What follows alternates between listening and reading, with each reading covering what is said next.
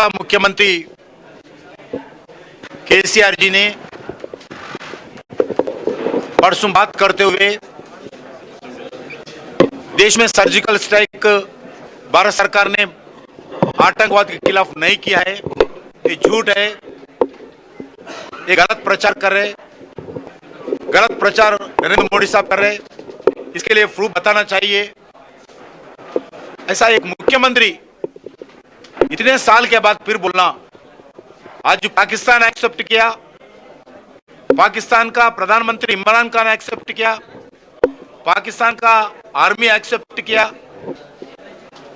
सारी दुनिया एक्सेप्ट किया, सारी भारत की जनता एक्सेप्ट किया है,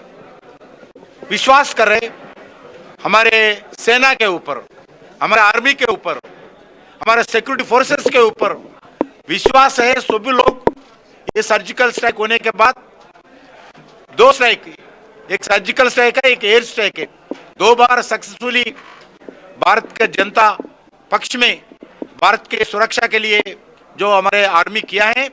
इसके बारे में आज मुख्यमंत्री सबूत मांग रहे, ये बहुत शर्मिंदा की बात है। मैं